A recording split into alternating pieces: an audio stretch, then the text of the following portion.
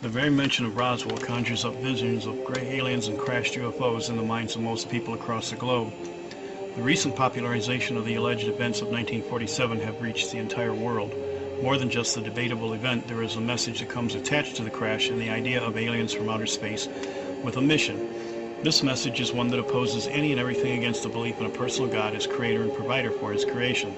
Roswell has become the mecca and global origin for all things UFO and alien. Did this fame happen by chance, or was Roswell part of an ancient plan spanning thousands of years in the making? In this series about the Roswell crash in 1947, we will discuss the historical events in brief and pay more attention to an unknown history behind the events that led up to the crash. We will also discuss recent discoveries in the Bible that describe the results of the aftermath of this crash. Other prophetic texts of Scripture describe in detail many of these unknown historical events as fulfilled prophecy leading up to the appearance of the Antichrist and the return of Jesus Christ in the last days.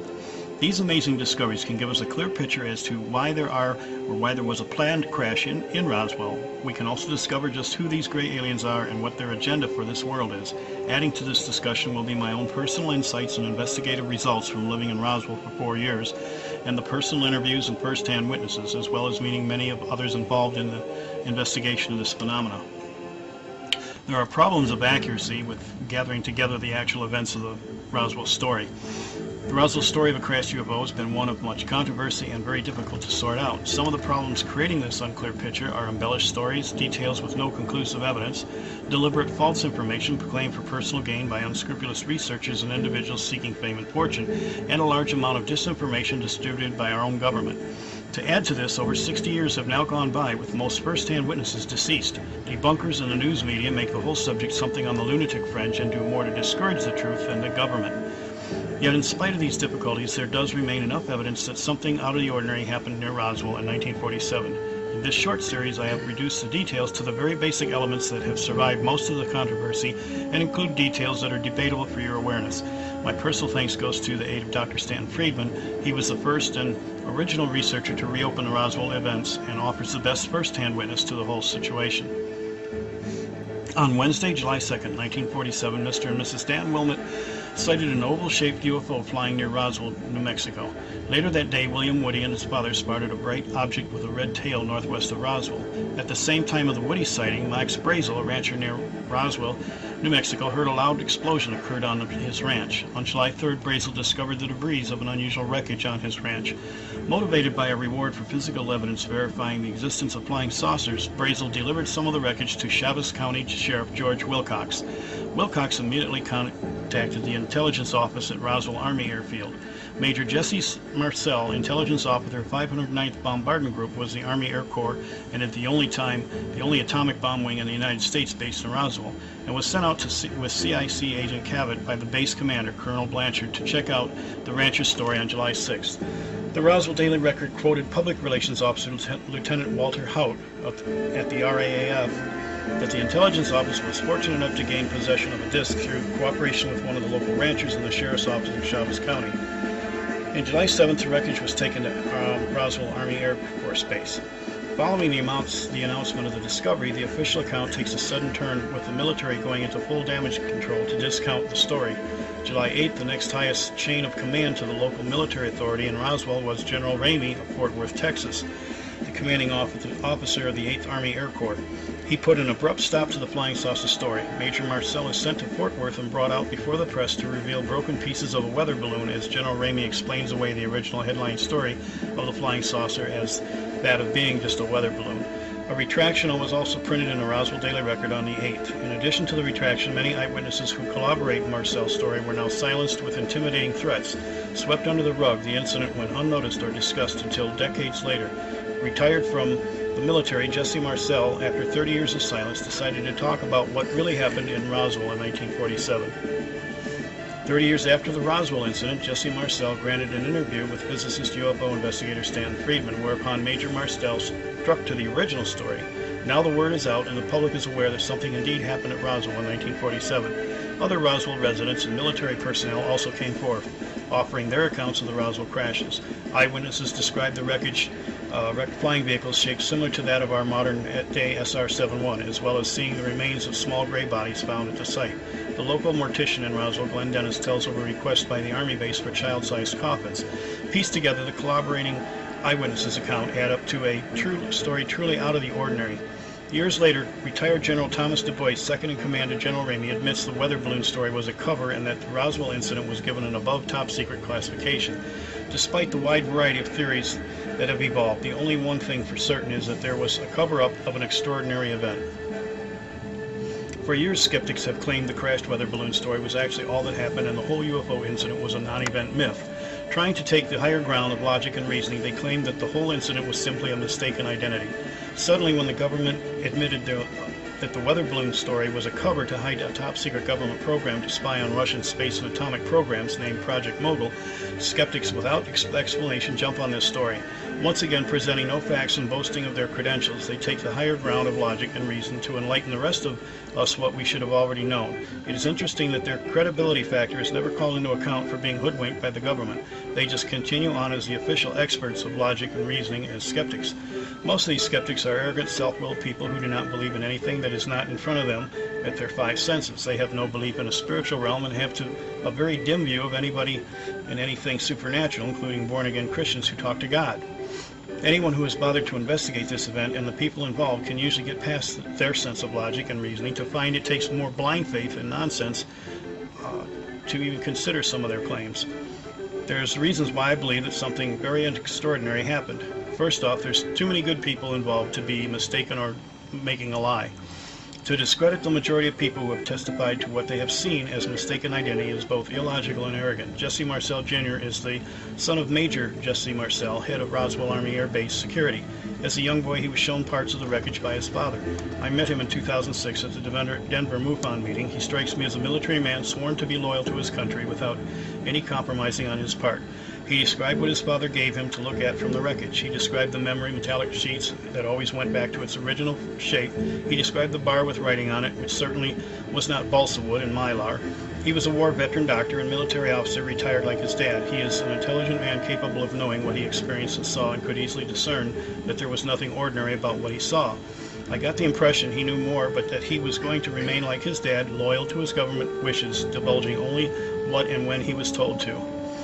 Now let's consider the account of Major Jesse Marcel, his father. He was the head of base security and intelligence for the only atomic bomber wing in the entire world.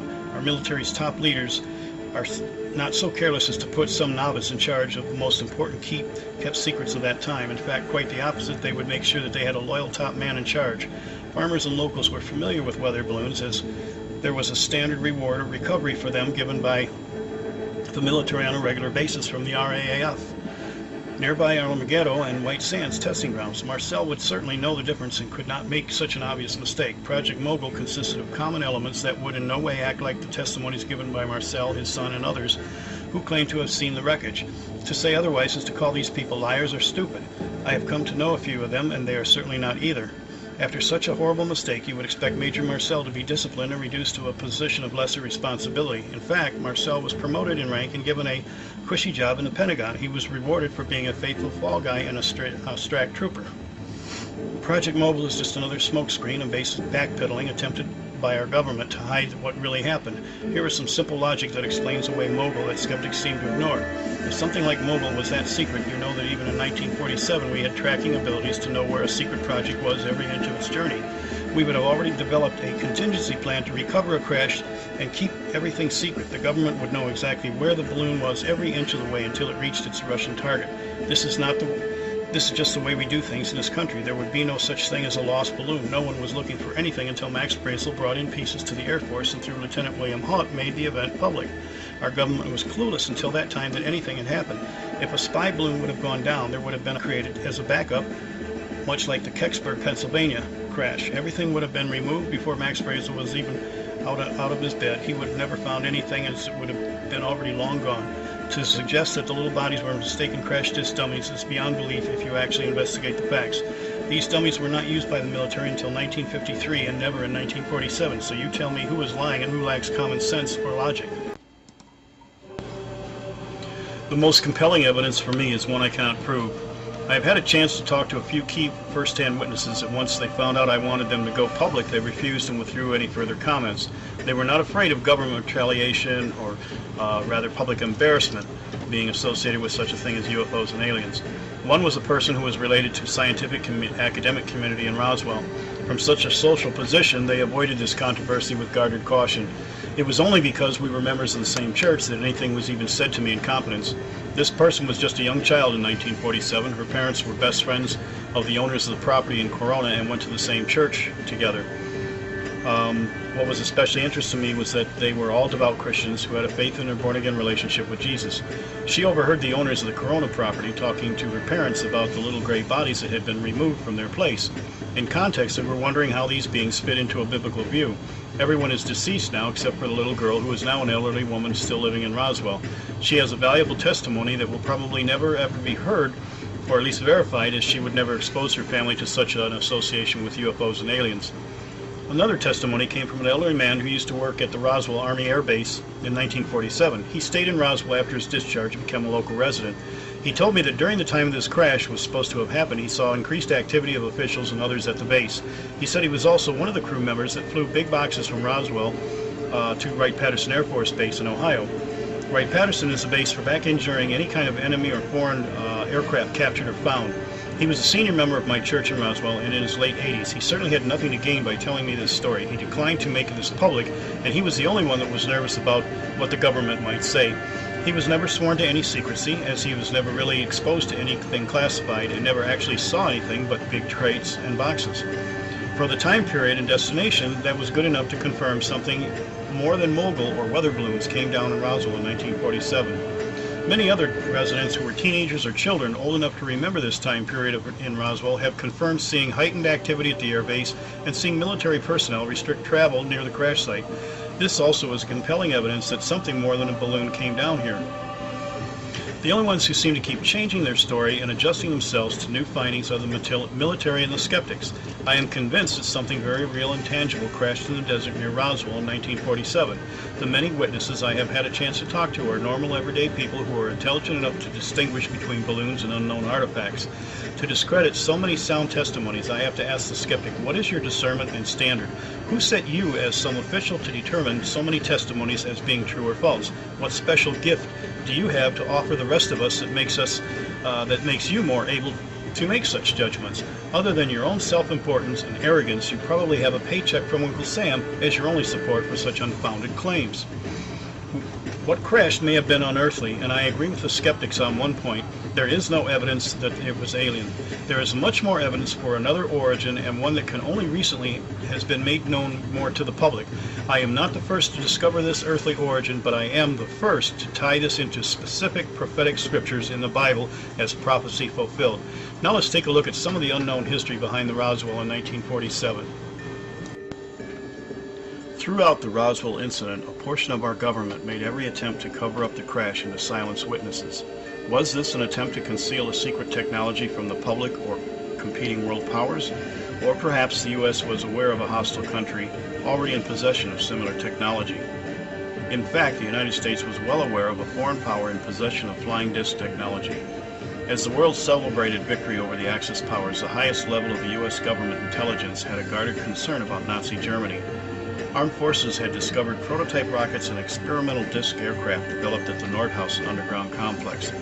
All of the aircraft were of conventional propulsion. What was disturbing was the discovery of plans for electromagnetic anti-gravity propulsion units, and even more alarming was the means in which the Nazis obtained this technology. Based on intelligence gathered by the OSS, the U.S. was well aware of the Nazis' occult beliefs. The Nazis were convinced the Earth was hollow, in which an Aryan empire existed and that controlled a power called the Vril. It was conceivable that the Vril power was another name for a form of anti-gravity technology. Occult prophecies also assured an alliance between the Nazis and the Aryans, as well as victory. Furthermore, Nazi Aryan myth claimed the people of Tibet and India were the original blood link relations to these Aryans and therefore referred to as spiritual Aryans. The Hindu and Buddhist religions reflected the subterranean Aryans' religious beliefs according to Nazi myth. The Nazis also believed that the Tibetan monks had knowledge of the underground domain. According to Buddhist prophecies, the Nazis were the ones expected to come to complete their fifth Dharma cycle of man. So in 1936, the trail of Nazi researchers of the SS Ahnenerbe led the OSS to follow the Nazis to the Asian people of Tibet and India. Upon arrival, the Nazis were welcomed with open arms. Tibetan monks gave the Nazi researchers many of their ancient texts, some of which described an inner earth. During their visits, the Nazis conducted experiments in vast caves of the Himalayas and brought back test results of the Earth's magnetism, searching possibly for the real power. And upon a return to Germany, 200 monks were accompanied with the Ahnenerbe. The monks were commissioned as SS officers to work at Wellsberg Castle, Himmler's occult think tank. Further research by the Ahnenerbe indicated an opening to the inner earth within the Antarctic. They believed this led to the mythological Aryan capital of Tula. In addition, we later learned from the Harz mountain complexes that the Nazis had the capability of excavating huge underground complexes. This explains why in 1938 the Nazis sectioned off an area, Queen Maud Land, in the Antarctic and renamed it New Schwabenland. Allied intelligence traced a great deal of submarine activity in this region before and after and during the war, usually had an overload of people and supplies, all of which indicates intense activity in progress somewhere in that region. The mysteries were discovered at the war's end, coupled with a great amount of submarine traffic, alluded to the possibility of a mass colonization taking place from Germany to the Antarctic. What really happened in the Antarctic is like the Roswell crash. We may never know for sure. The serious yet secretive actions of our own government responding to the bizarre actions of the Nazis may be enough of a smoking gun. Something extraordinarily unusual happened. Now, after the fact, the occult beliefs have a paper trail and documentation easily available to all. I would suggest the insightful books Unholy Alliance by Peter Levenda, Man-Made UFOs by Renato Vesco and David Hatcher Childress, Hitler's Flying Saucers as an example, a source of further information. In a very generalized manner, a couple of quotes allude to confirming some of the aforementioned findings. Great Britain's chief of technical mission to Germany for aircraft production in 1945 said, "I have seen enough of their designs and production plans to realize that if they, the Germans, had managed to prolong the war some months later, we would have been confronted with a set of entirely new and deadly development in air warfare." Captain Edward J. Rupert, chief of the U.S. Air Force Project Blue Book, stated in 1956, when World War II ended, the Germans had several radical types of aircraft and guided missiles under development. The majority were in most preliminary stages, but they were the only known craft that could even approach the performance and objects reported by UFO observers. It is only logical to consider that if Nazi Germany developed such a vehicle, why didn't they win the war? The problem is one that really doesn't take a physicist to understand. These craft are flying or slipping through the Earth's gravity by creating their own gravitational field separate from the Earth. Much like wet hands lathered down with soap trying to pick up a bar, the firm action of pressing down to seize the soap would only spit the soap from between the slippery hands. With this understanding, you realize that you are not going to be able to send a projectile of any type through one field into another. Guns or cannons mounted on this craft would only send the craft backward with an equal reaction. This would mean that this craft would not be used as an offensive weapon. Anyone who understands Hitler knows that if a weapon was not offensive, it was not a top priority. All the Nazis had at this time was a fast-moving, shiny craft that looked good but could do nothing to shoot an enemy plane or even ram another aircraft. The technology was developed too late to effectively accomplish anything for the war effort, but another plan could utilize the craft to change the hearts and minds of the enemy. We will see this after reviewing some unknown and unseemingly related events behind and before the Roswell event. When put together, it has a logical flow and cause and effect. The following is a series of events that might seem unrelated. They are bits of history that, when put together, reveal the fearful background in the minds of our leaders leading up to the Roswell incident. In the early years after World War II, only our military leaders had privy to some of what is now easily documented events. In the summer of 1943, Project Rainbow was a government-backed experiment that included scientists John von Neumann, Nikola Tesla, and Wilhelm Reich. Albert Einstein was also used as a consultant. Tesla's coils and Reich's understanding of orgone was a part of this project. The Project Rainbow involved the creation of an intense electromagnetic fields, and something went very wrong. This experiment was later known as the Philadelphia experiment, where the military was trying to make a ship, the USS Eldridge, radar invisible. Claims of teleportation and time travel are claimed to have resulted. This failed project was perhaps the first experience the U.S. had that was similar to the later German research they would soon discover.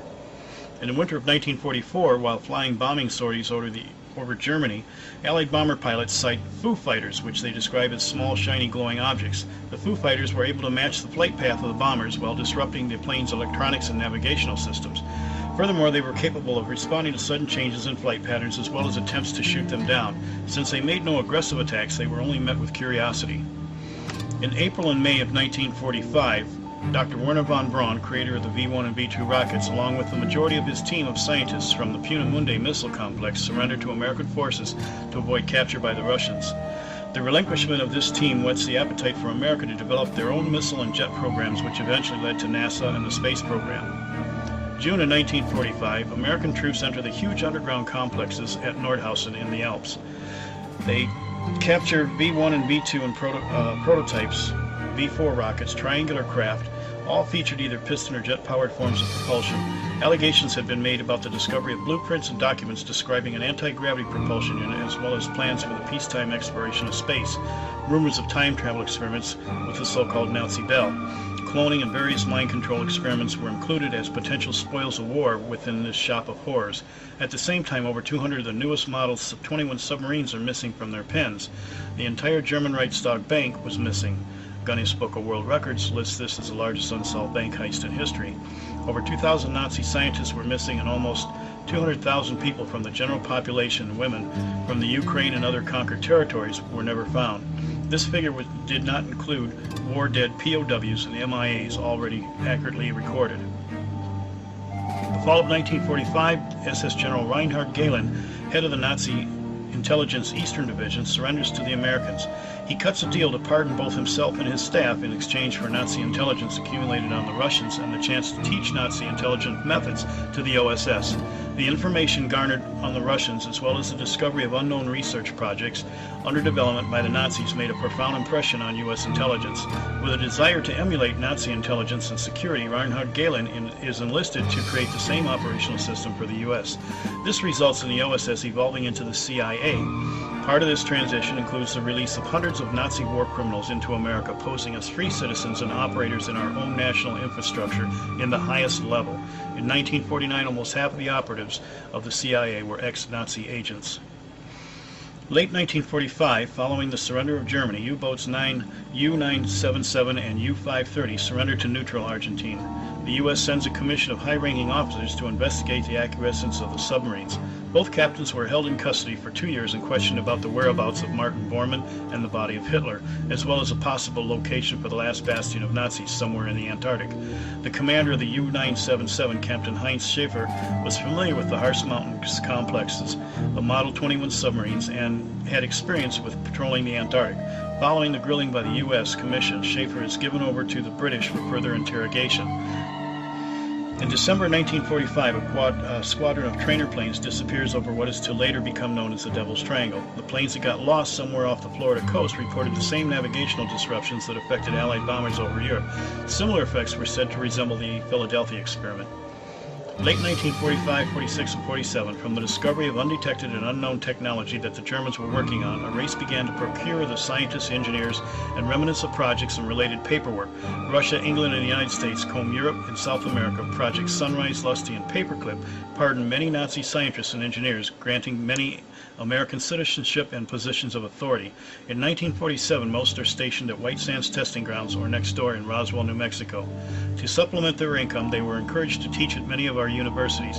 Future results of this infusion positioned many of these people in top CEO positions in American corporations, top educators in our universities, and intelligence operatives and leaders in our own civilian and military security organizations. In the spring of 1947, during a flight over Mount Rainier, businessman and private pilot Kenneth Arnold sights flying saucers flying in formation. The official term flying saucers is coined from this event. U.S. intelligence officers with knowledge gained from captured Nazi documents showing similar craft had to wonder if the sighted objects were not operational versions of the drawings from a possible last bastion of escaped Nazis. February 1947, Operation High Jump, a major expedition to the Antarctic, is set in motion. Admiral Byrd, our only expert on the Antarctic, commands this expedition. Equipped with 13 ships, including an aircraft carrier, 2 planes, and 4,000 ground troops, the convoy steams to the Antarctic. The public is told that this scientific experiment to test military equipment in extreme cold conditions and the expedition was outfitted for 8 months. This would not seem unusual in normal times, but at the end of a war with 2 continents ravaged by war, a slumping economy struggling to incorporate millions of people back to work in a peacetime world is not the environment to place a large amount of money and resources into aesthetic scientific research.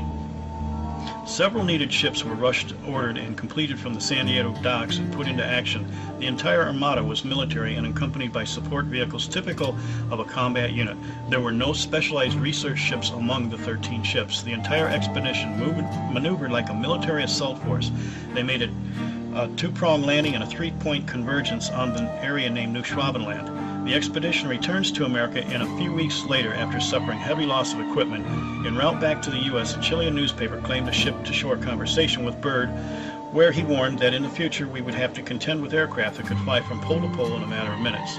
This was later denied and no evidence came forward. Washington censures Admiral Byrd to be silent about the failed operation. Nothing else was ever mentioned in the press about the expedition. The end result was another cover-up with wild rumors, conflicting testimonies, and dead ends that have reached mythical proportions, which continue until today with Operation High Jump. July 3, 1947, the wreckage of the now famous Roswell crash is discovered and then covered up by the U.S. military. Until the crash, the minds of U.S. intelligence were fixed on finding Nazis and their amazing technology. However, now the U.S. government is aware of a possible alliance between the Nazis and reptilian gray aliens. Our military believe they now face something bigger than they could ever have imagined. This position made them reconsider everything, including opposing the fleeing enemy. A willingness, perhaps, to renegotiate the best favorable terms for our own interests may have resulted due to the Roswell crash. In their minds, a possible last bastion of Nazis escaped and are in alliance with aliens. This was a planned event to scare the living hell out of our leaders of the United States of America, and it worked. Following Operation High Jump, Admiral Byrd became a major proponent to establish the Antarctic as a nuclear test zone. In 1952, a bill was put on the Senate floor to establish this site. Weeks before the vote, the Capitol was buzzed by many UFOs flying in a typical German formation. As interceptors were dispatched to confront them, they simply blinked out. Once the jets returned to their bases, the UFOs reappeared. This happened several times the same day. Shortly after this, the event and bill was dropped from the Senate floor. This presence may have caused a stalemate between the powers of the U.S. and last bastions of Nazis in the Antarctic. The various events that I have presented to you when added up equal historical facts that tell you a very frightful story. Now look into the minds of our leaders. You may begin to understand the fear that must have gripped their minds as they pondered these events and the implications of where they stood as protectors of our nation. Now after Roswell, we think we finally know why the Nazis were aligned with aliens. This fact, this thought, could have caused a willingness to negotiate and compromise our previous position as total victors of World War II. Did our very Judeo-Christian faith and Western worldview begin to crumble in the minds of our leaders? Did they feel they had to re-educate and prepare us as a nation for this reality of a change? Did this begin to impact educational systems, our news media, and every facet of our society? History would indicate yes. In the following years, things began to change drastically in America. Infiltration was already taking place on 2 fronts, from Operation Paperclip and the Roswell incident. Next, we will take a look at the spiritual aspect of Roswell from both the specific occult beliefs brought over to America from the Nazi scientists and intelligence officers and the message Roswell and the UFO Museum offers to the entire world. We will end this series to the fact that from the prophetic scriptures, I believe the Roswell event was known and warned about by our Lord. These things to its simplest form, let's look at a few scriptures that indicate to us an exchange of power and an alliance between fallen angels and mankind. We are told several places that power will be given to mankind from Satan. Revelations 13:2 says, "And the dragon gave him his power, his seat, and great." The power mentioned here is in the Greek word dunamis, means supernatural power of some kind. We are not talking about magic, black candles, and ritualistic chanting of Latin words. In context, it is deduced that this power is in relationship with a military might. This could be in the form of technology. The context would indicate this by the next comment. "And they worshipped the dragon, which gave power unto the beast. And they worshipped the beast, saying, Who is like unto the beast? Who is able to make war with him?" Daniel said that these things, the things revealed to him, would not be made known to man until a time of increased knowledge. Daniel 12:4 says, "But thou, O Daniel, shut up the words and seal of the book, even to the time of the end. Many shall run to and fro, and knowledge shall be increased." It can also be understood that this knowledge is related to transportation and travel. Satan is said to run to and fro, and now people are traveling the same way as knowledge, or rather forbidden knowledge, has been given, and society has progressed to have godlike qualities such as cloning and anti-gravity travel. Other scriptures indicate this power as knowledge, or rather forbidden knowledge, that is given to mankind. Daniel 8:12 says, "By the reason of transgression, and it cast down the truth to the ground, and it practiced, and it prospered." This is backed by the comment Jesus made describing events just prior to his return in the last days, Luke 21:26. Men's heart failing them for fear, and looking after those things which are coming on the earth, for the powers of heaven shall be shaken. Now traditionally this is said to be some kind of heavenly earthquake. This makes little sense to the context. There are some hints of intent by the original language and its use. Dunamis, again, is used here as supernatural powers. Shaken can mean agitation in a general sense, but has a particular use that can mean, as derived by its root word, as meaning a displacement of something from a safe and secure place to one of an insecure place. This could be describing mankind's abusive application of a physics from the eternal realm, now given to us. This same idea is conveyed in context to the last days as the locusts from the bottomless pit rise to attack, mentioned in Joel 2 and cross-referenced in Revelations 9:1. Joel 2:2 says, "A day of darkness and of gloominess, a day of clouds and of thick darkness, as the morning spread upon the mountains, a great people and a strong. There hath not been ever the like, neither shall there be any more after it, even to the years of many generations."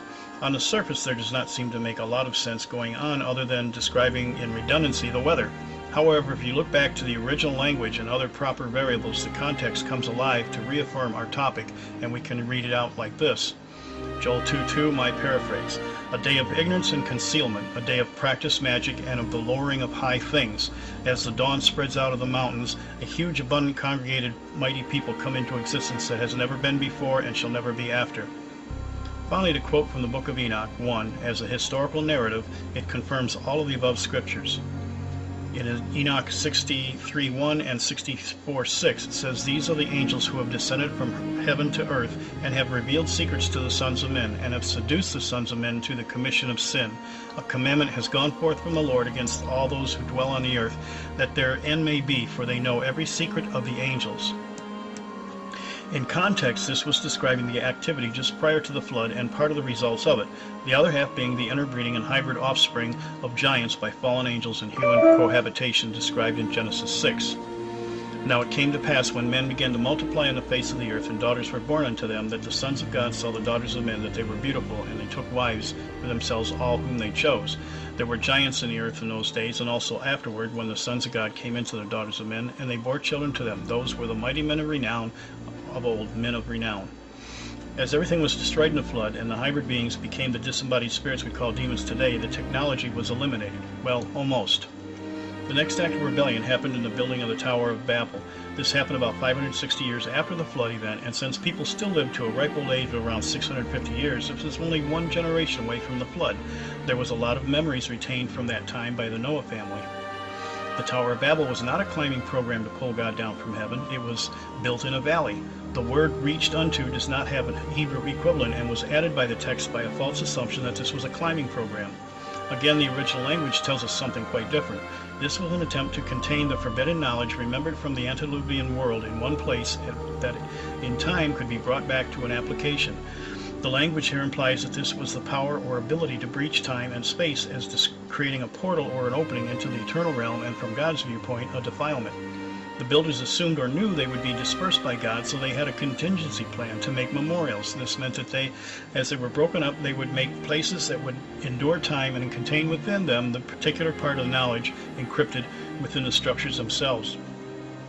We call these mystery spots that are all over the globe. Recently, French scientists and researchers have discovered a common theme of measurements and mathematical formulas that hint to the stars for a time going back to the pre-flood world.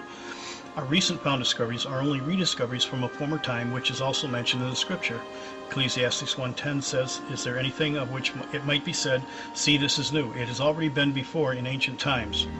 One man would understand this connection and globetrot around the world, picking up the pieces to the puzzle and producing technology solely based on this information and knowledge.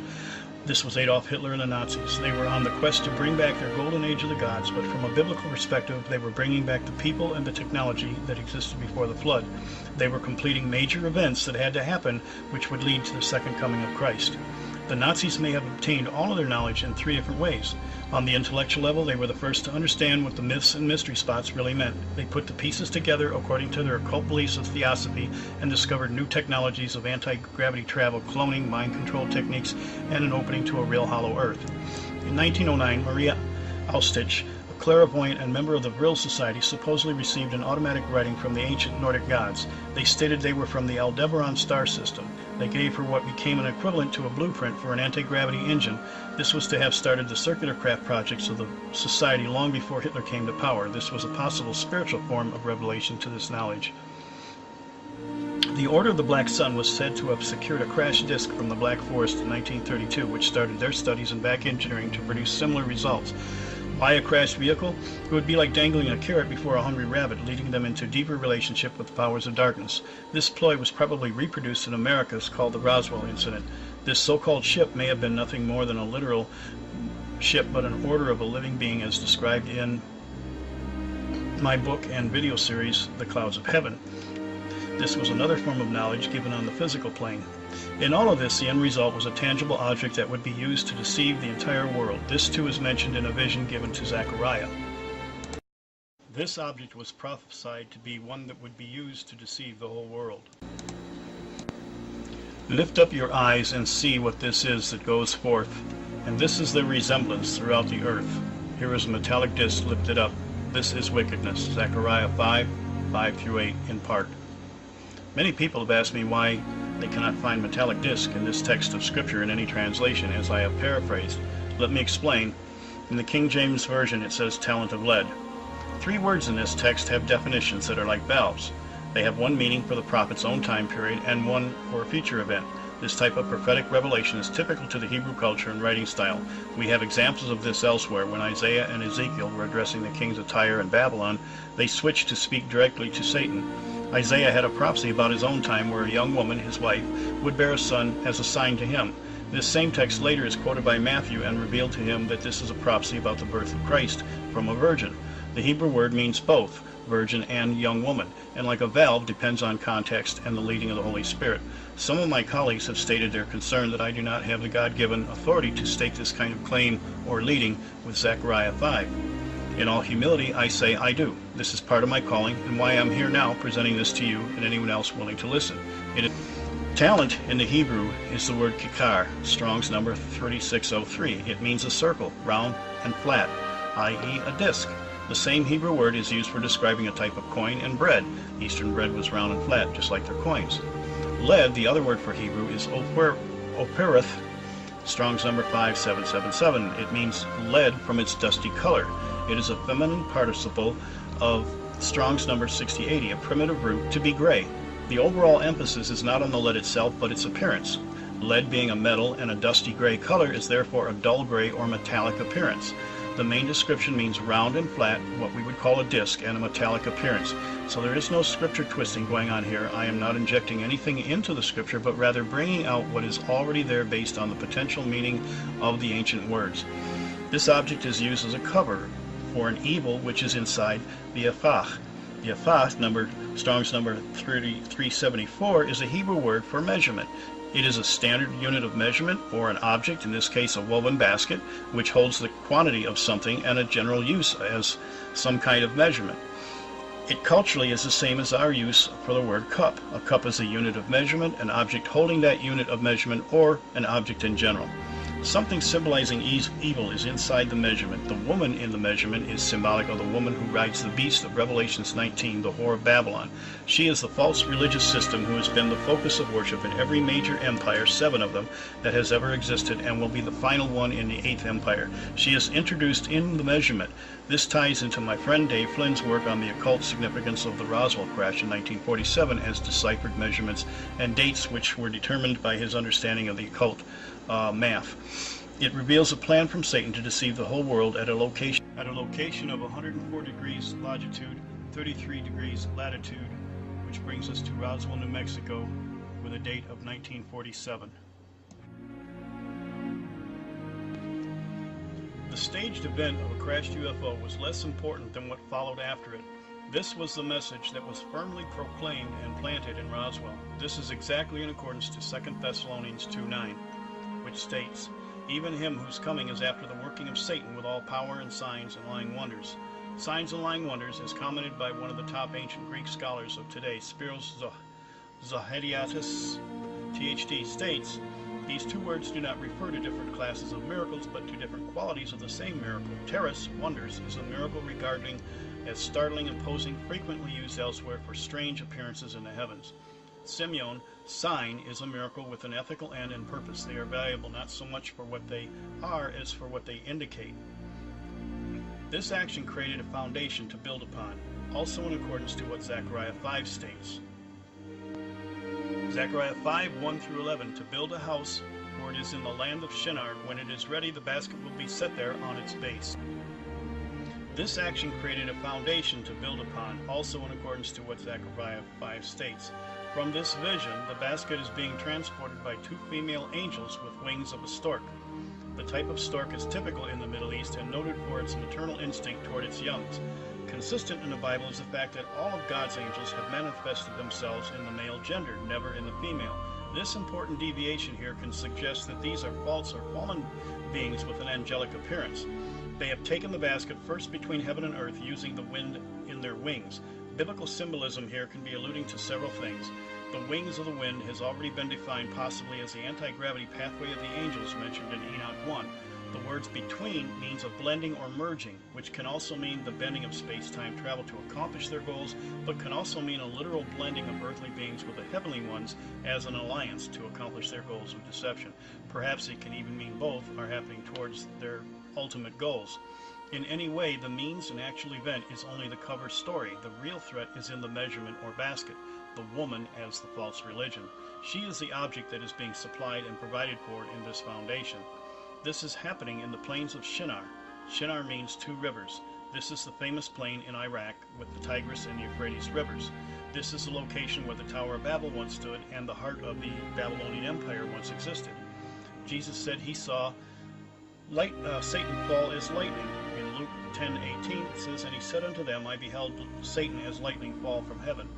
Jesus said his return would be as lightning coming from the east to the west. Could this mention of lightning be a significant sign of the end times? Satan as moving from the east to the west? Jesus said we would see signs and wonders in the heavens and earth. These are his signs, not the imitation ones from Satan. Here is one of these signs on the earth. 33 degrees is an important occult number. It is used by the Masons to signify one of the highest rankings in their secret society.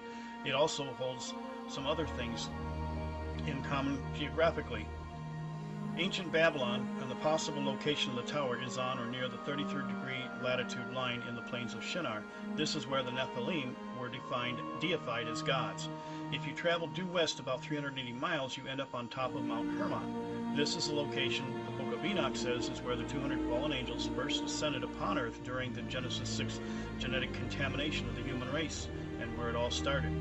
Now from the east to the west, continue on across the other side of the globe, you will end up at 104 degrees longitude in the area near Corona and Roswell, New Mexico, at the crash site of the UFO.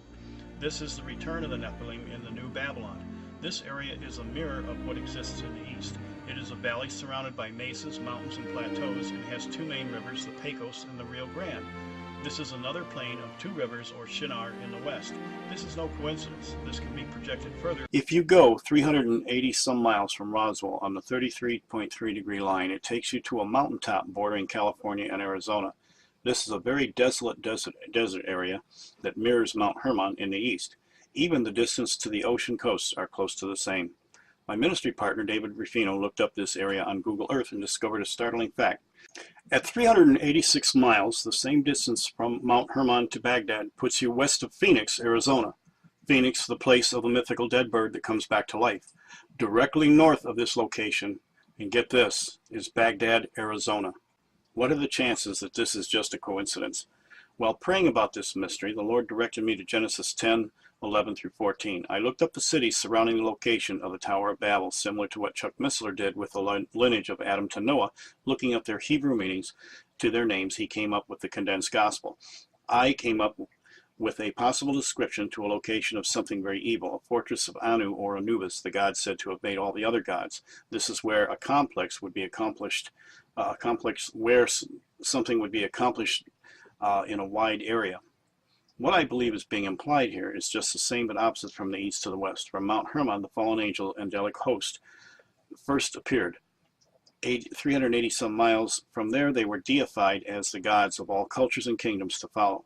Reflecting in the west, Roswell is where they return and then restored and repaired in the flesh again to become the living idols or image of the beast in the New Babylon here in the west. We could wonder then if this pattern be true, if there is not a genetic underground complex somewhere in this remote area like an equivalent to Area 51, only related to the restoration and repair of the Nephilim according to Daniel 2:23 and Job 26:6. There is more on that in other videos or in my book. If anyone is interested in funding a trip to go with me, I would love to check this area out and simply film the location without actually trespassing. I'm not that brave or stupid, just some photographic evidence would be good enough for me. The pattern is uncanny, and I am sure something could be found if given enough time.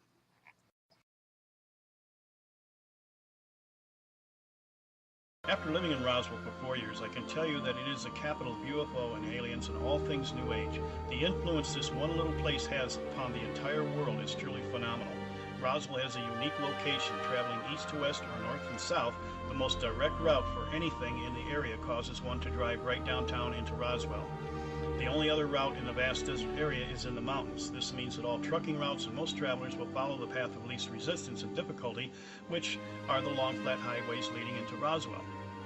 The UFO Museum has become an indoctrination center for the New Age, giving a preference to the metaphysical and occult-based perspectives of aliens and their UFO craft, as opposed to anything earthbound or conspiratorial. The mural on the side of the building says it all. Truly, anyone coming to Roswell will experience a Disneyland-style entertainment of New Age folly. This spot is Satan's best-kept secret, as many seeds are planted daily on a global basis. The indoctrination is made fun and lighthearted, but nevertheless it is an indoctrination with many anti-God, anti-biblical perspectives subtly presented for seekers and innocent vacationers. A few Christian ministries have stood in the gap with much resistance and spiritual warfare directed toward them. Most of the local residents are oblivious to the dangers. Even the evangelical churches do not take much of what is happening in their community seriously enough to get involved. Monetary benefits deafen their ears, as this is a tourist boom to an otherwise small town in the middle of nowhere. This is a stronghold that requires much prayer. In 2005, a small group of believers went up to the location to the crash and blew the shofar and started a prayer to God to take back Roswell for His glory and bring out the real truth about UFOs and aliens. Since that time, every year, there has been a Christian biblical influence and presence at the annual UFO Festival in July. Roswell's mecca for the UFO phenomena and the Antichrist message was made possible by an alliance of both fallen angel and human assistance. It will not go away, as the Lord Himself is allowing evil to fulfill its destined course. We, however, are told to stand in the gap, and that is just what we are doing, no matter what the cost. I want to inject a personal note here, because for me the Roswell incident has been personal, having lived there for 4 years and having a successful ministry there. As I left Roswell in the spring of 2007, I secured all the makings to put on my own seminar on the findings of Zechariah 5 related to Roswell on July 7th of 2007. I had a full house and the event exceeded my expectations. The media was not interested and the secular conference was not interested.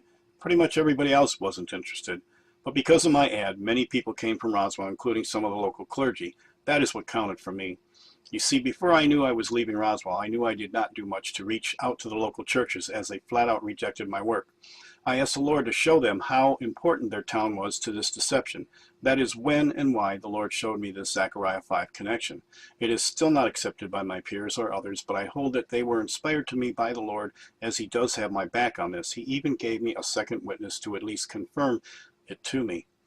A pastor's wife from Fort Worth, Texas, had an abduction experience, and she, being involved in the deliverance ministry, knew how to end it before it got started, but she was upset knowing that an open door allowed this somehow. Her father was an Air Force intelligence investigator related to UFO activity. The pastor's husband began to research and found Zechariah 5. The Lord told him this had to do with Roswell. He was told to go to Roswell for the annual UFO festival in 2007, and there would be those who could tell him more. My entire life has been like a Romans 8:28 event.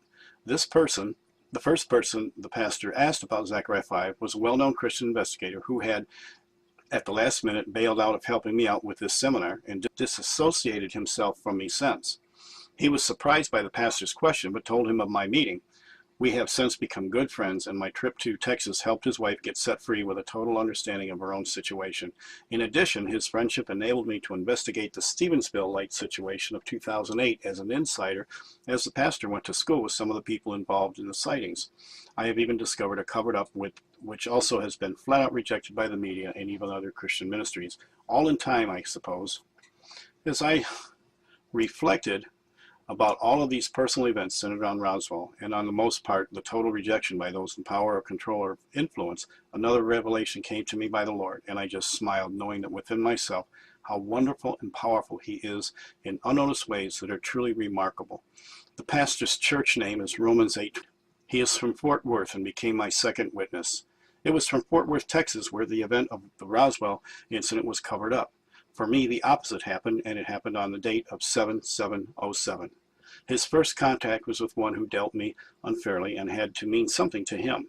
If no one else ever believes this, I at least can take comfort in myself that the Lord has my back and showed me in a very personal way. My whole life and discoveries have been very similar, being led and prodded by the Lord to continue on. Roswell is pivotal in baptizing the whole world into a theosophical belief of aliens and their false claims as creators, and giving the false hope and promise to mankind. The UFO crash was the object to deceive the whole world and the cover to present the message of deception. Roswell crash was the making of a firm foundation for the Whore of Babylon. Yes, the Roswell incident is so important it is warned of in the Bible. But you do not have to be deceived. You can meet the real creator who is just a prayer away. Contact me and I will help you meet the truth.